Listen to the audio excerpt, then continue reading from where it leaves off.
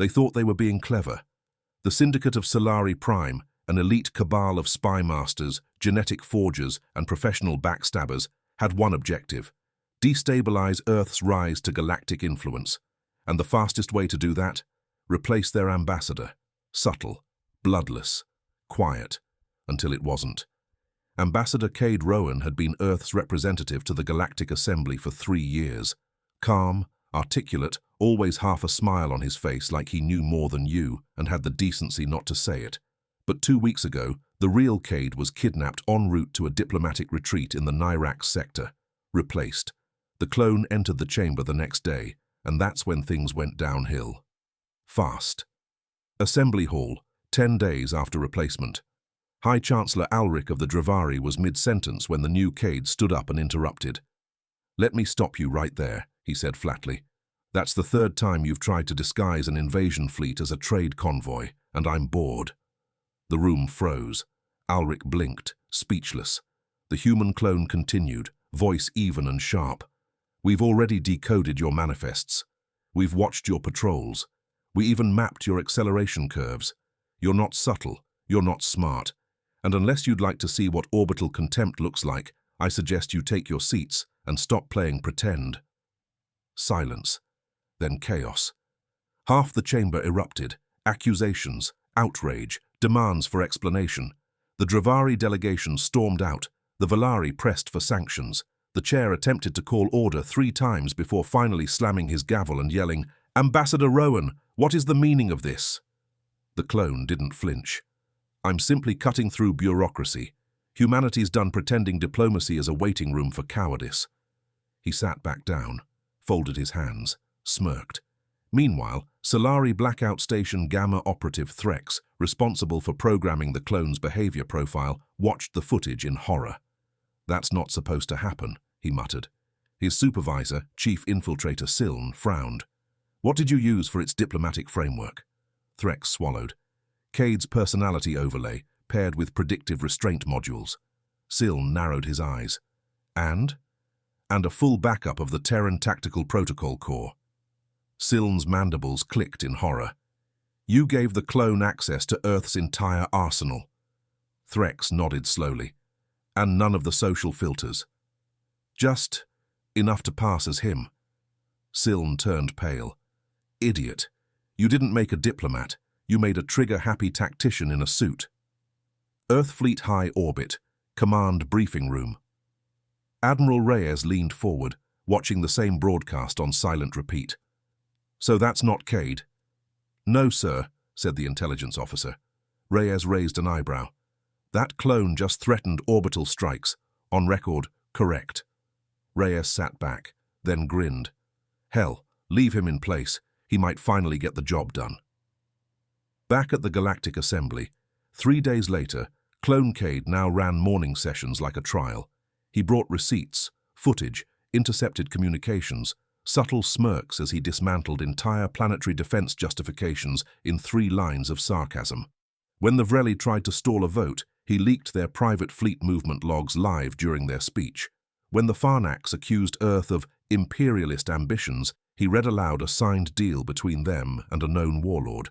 In every case, he smiled politely, and then delivered a warning, the kind that felt surgical. "If anyone here is unsure what the human phrase zero-tolerance policy means," he said once, standing mid-session, "feel free to test it. We've got satellites that love first dates." Delegates began calling emergency side meetings, not about Earth, about the new human. "Rowan's changed," said one ambassador. "He's not negotiating," said another. "He doesn't blink," whispered a third. And slowly, quietly, the balance of power started shifting, not because of war, not because of Earth's ships, but because the clone had no patience for nonsense and full authorization to act. "Solari Prime, emergency debrief. This isn't what we planned," hissed the supreme strategist. "Earth should be in chaos, their ambassador gone, their alliances fractured." Threx swallowed. "Technically, he's still gone." Siln snapped. "And technically, his clone just convinced 3 neutral systems to ally with Earth in 2 weeks. Threx tried to explain. "The clone wasn't supposed to escalate. He was supposed to break trust with key partners. We thought he'd isolate Earth diplomatically." And instead, Siln said slowly, he's burning the rot out of the assembly. They stared at the screen as Clone Cade handed a datapad to the Chancellery's Enforcement Council. On it, every backdoor the Solari had ever embedded into assembly infrastructure, hand-delivered, exposed, on public record. Location, Galactic Assembly, Upper Council Hall. The room was silent, not because of awe, not because of protocol, but because Ambassador Cade Rowan, the clone version, had just slid a physical data crystal across the table to the council chair and said with surgical calm, "This contains all known violations of the neutrality accords from the past 3 years, with timestamps, fleet logs, and visual proof. Cross-referenced with known council bribes. That should make today's vote faster. No flair, no accusation, just a data crystal and a nuclear threat to the illusion of galactic law." The council chair blinked.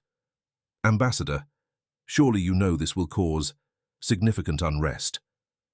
Clone Cade leaned back in his chair, hands folded in his lap. "Unrest isn't caused by truth.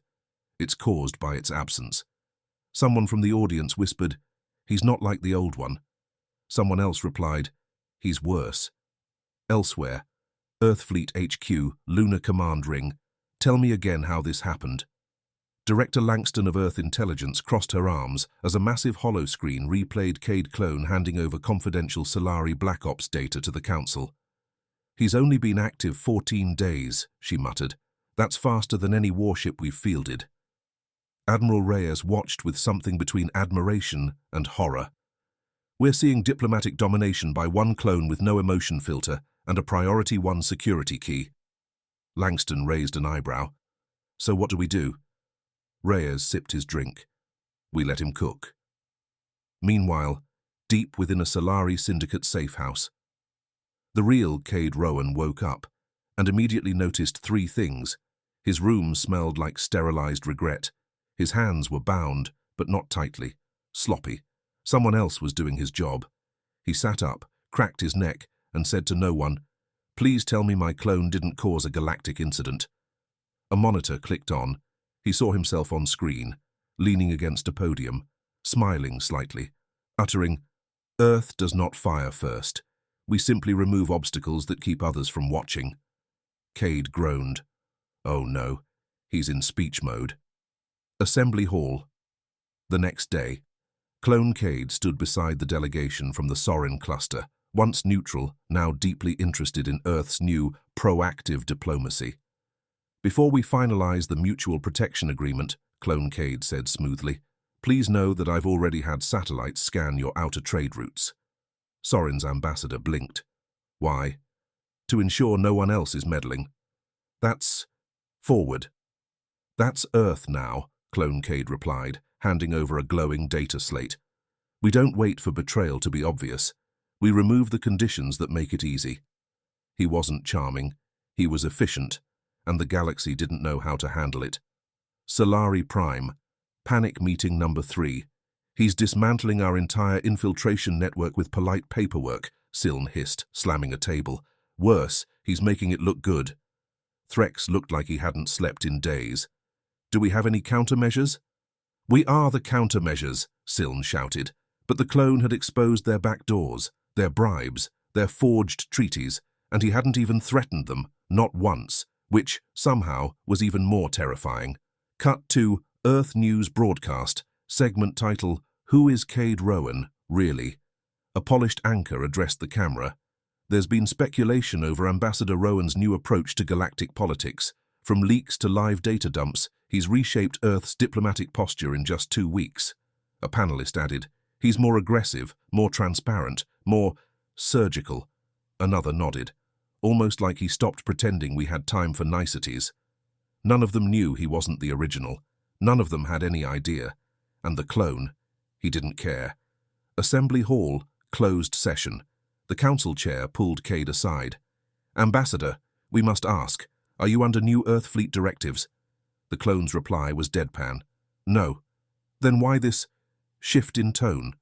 He smiled faintly. "Because diplomacy works best when it's paired with consequences." Council members looked at each other, nervous, calculating. Then one finally said aloud, "We think you've changed." The clone stood, straightened his jacket, and walked to the center of the chamber. Wrong. He looked up at the skylight above, the stars beyond. I haven't changed. I just don't have the patience my predecessor had. A pause. And I still have all his launch codes. The message didn't need translation. Solari Safe House, orbiting moon of Vaishan. You're telling me my clone has access to my clearance. The real Cade Rowan sat in a chair that hadn't been sanitized in weeks, staring at an increasingly twitchy Solari agent named Threx. Threx nodded rapidly, antennae bouncing.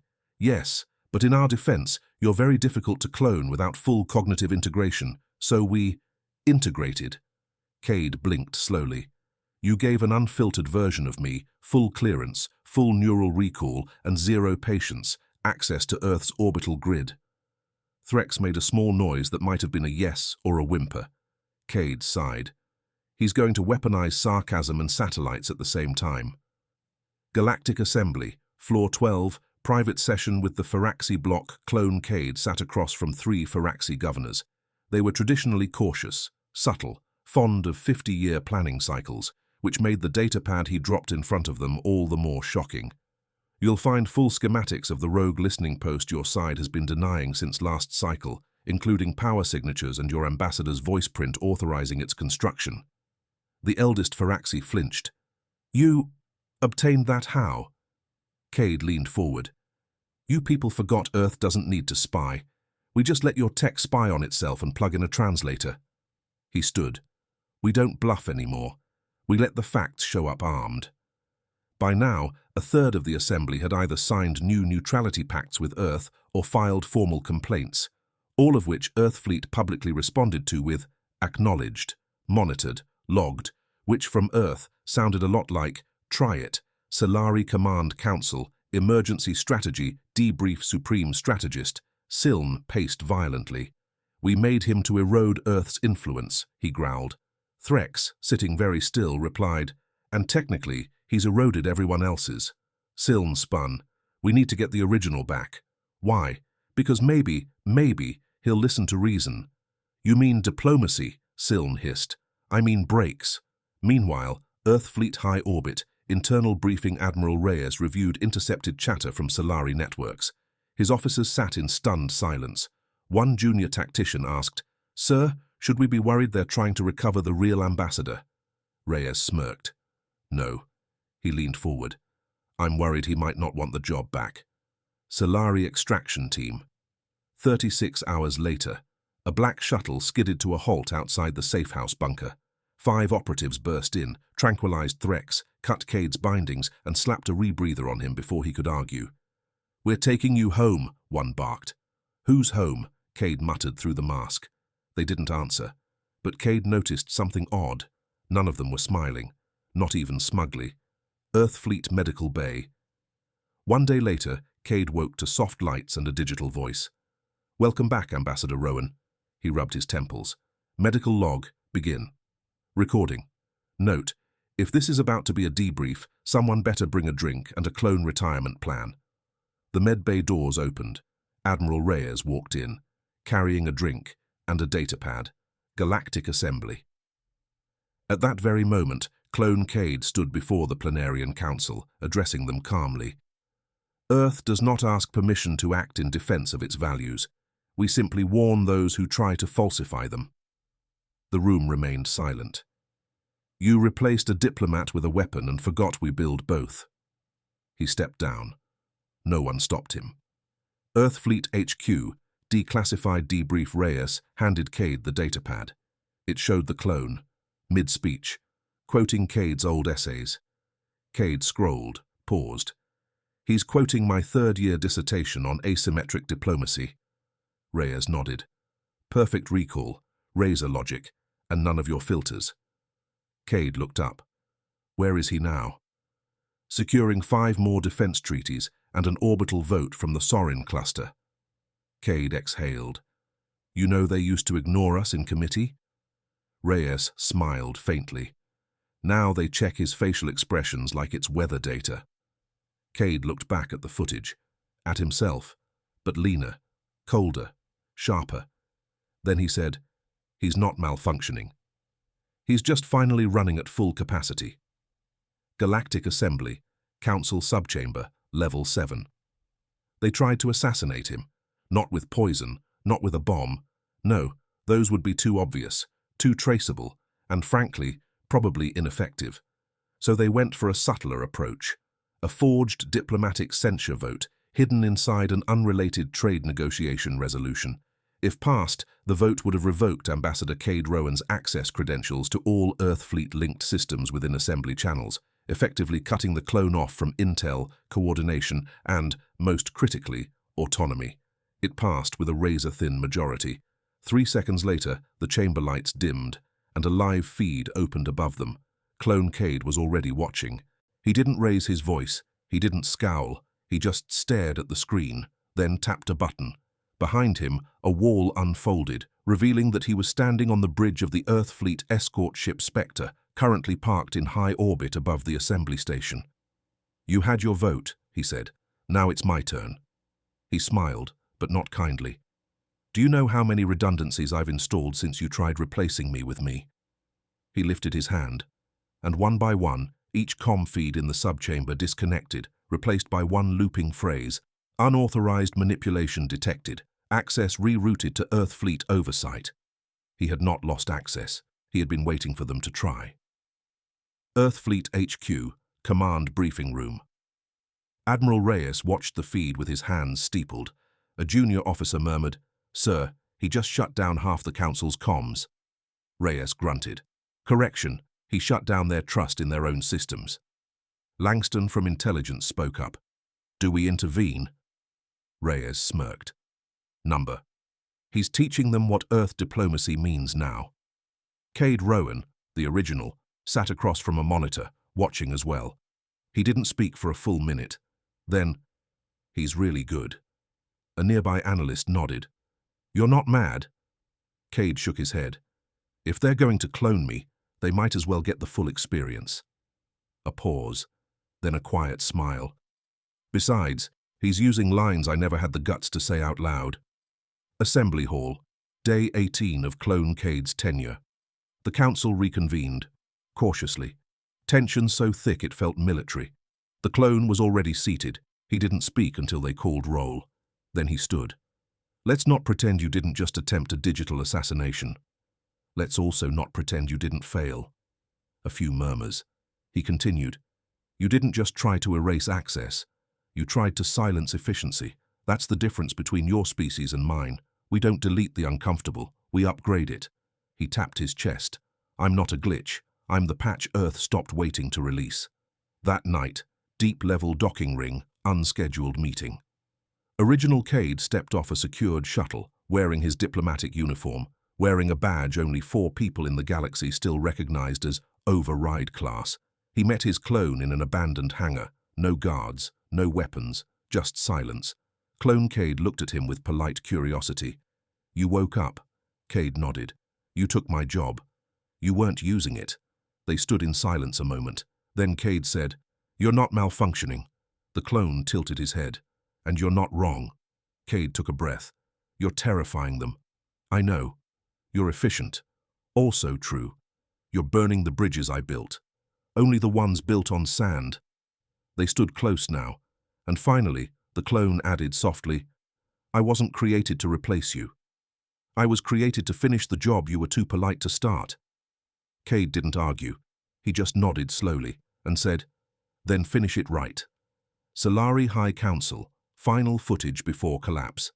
The last known footage of the Solari Cabal that had authorized the cloning project showed them watching a live press conference.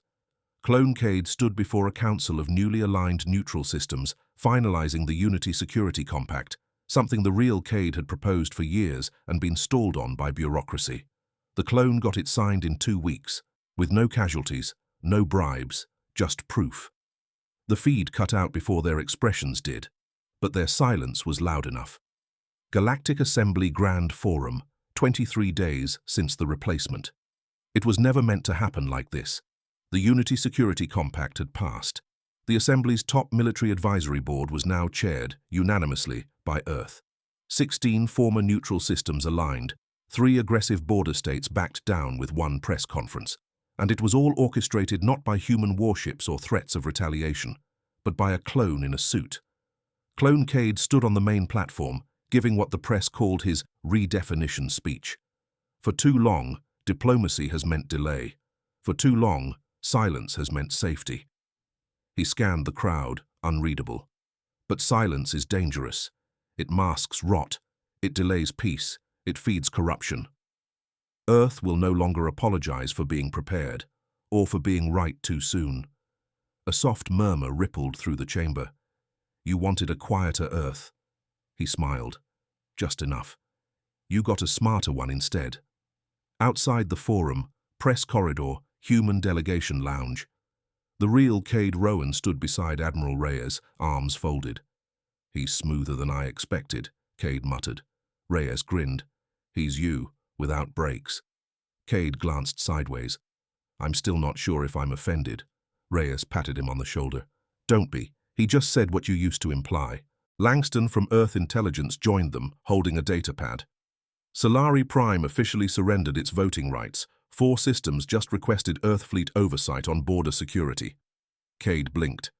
He's doing it. Langston nodded. He's not just winning. He's restructuring the game. Assembly closed door session. Later. That night. The clone walked in alone. The lights were dimmed. Only the most powerful figures remained, those who could authorize war or peace.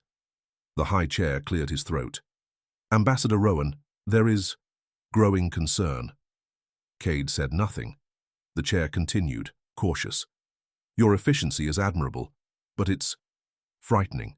Some feel Earth's sudden control is moving too quickly. The clone slowly approached the table. Are you accusing Earth of conquest? The chair blinked. No, of course not. But many fear you've left them no other choice but to comply. The clone paused. Then perhaps they were never choosing to begin with.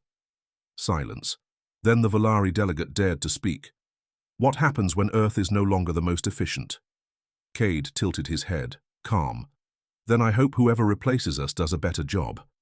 But for now, we're the reason your fleets aren't already in a Cold War. Earth broadcast. 1 week later, the clone stepped in front of a planetary feed, broadcast across over 70 systems. No military behind him, no banner, just his voice. We were underestimated, so we adapted. We were mocked, so we improved. You replaced our diplomat. He stared into the camera. But you didn't remove Earth. You gave it clarity. He raised his hand, and the Earth fleet insignia shimmered onto the screen behind him. We are not your enemy, but we are no longer your understudy. Solari Prime, Aftermath. The original Cade walked the charred remains of their former command hall. No guards, no leaders, just fragments. Reyes joined him. Quiet. They're finished. Cade nodded. I didn't destroy them. Reyes said nothing. Cade added, but he did what I never could. Reyes finally replied, you were diplomacy's best weapon. He's what happens when that weapon stops waiting for permission. Final broadcast. Clone Cade's final appearance. He stands in the empty assembly chamber, alone, his words etched into memory. This isn't Earth's rise. It's your recalibration. We didn't come here to conquer. We came here because we waited long enough. He turned to leave, and before walking out, you replaced the wrong man. Now you're stuck with the better version. Epilogue. Earth Fleet Archives. A bronze plaque mounted between 2 portraits, one of Cade Rowan, one of his clone. Beneath them, the quote reads, one was diplomacy. The other was the reason diplomacy worked.